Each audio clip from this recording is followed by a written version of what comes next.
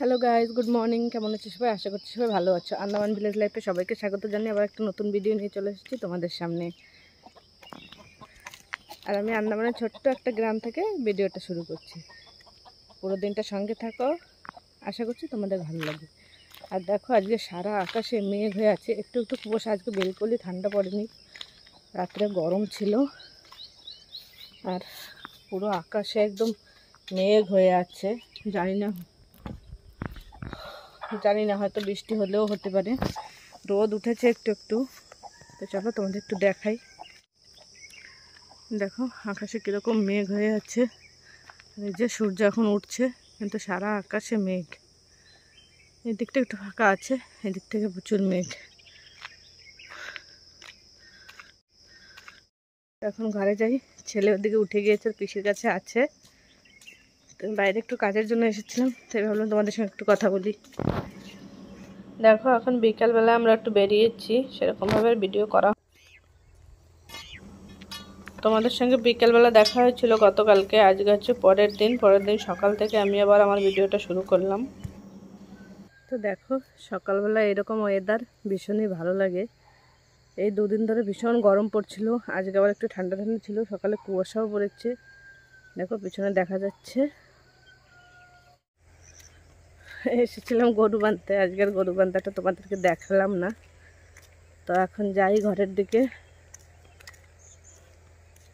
সকালে উঠে মাথা কিছু আছড়াইনি। তো দেখো চাঁদটা এখনো দেখা যাচ্ছে আকাশে, এখনো ডোবেনি। তো সঙ্গে থাকো আর দেখতে থাকো। মনীষ, তোর ডেলি সকালে কুমড়োর ফুল তুলতে পাঠা দেয়। তো দেখতে পেলে আমার ভাসুরের ছেলে এই যে এসেছে কুমড়োর ফুল তুলতে। আর কুমড়োর ফুলের বড়া না ভীষণ ভালো লাগে। তোমরা কে কে কুমড়ো ফুলের বড়া খেয়েছো অবশ্যই কমেন্ট করে জানিও।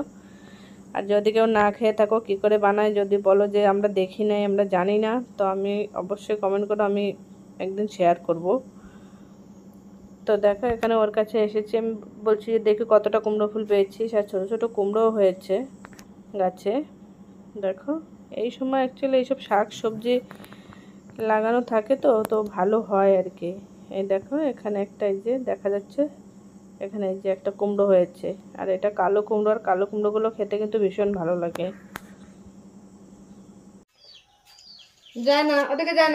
তো ওখান থেকে এসে তারপরে সকালের কাজ বাজ সেরে এই যে ছেলের পিছনে সারা জায়গা দৌড়ে বেড়াচ্ছি খাওয়ানোর জন্য। ও কিছুতেই খেতে চায় না।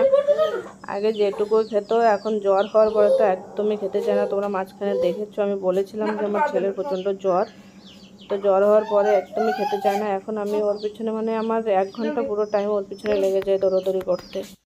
আমার কি অবস্থা দেখে বুঝতেই পারছো। সারাদিন আর তোমাদের সামনে আসিনি, কারণ কালকে আমি যাচ্ছি আমার বাপের বাড়িতে। তো আজকে ঘরে প্রচুর কাজ ছিল, তো সেই কারণে ভিডিও আর সেভাবে করা হয়নি।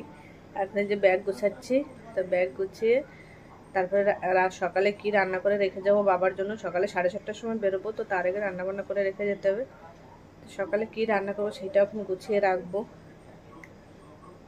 তো চলো দেখি কত দূর তোমাদের দেখাতে পারি।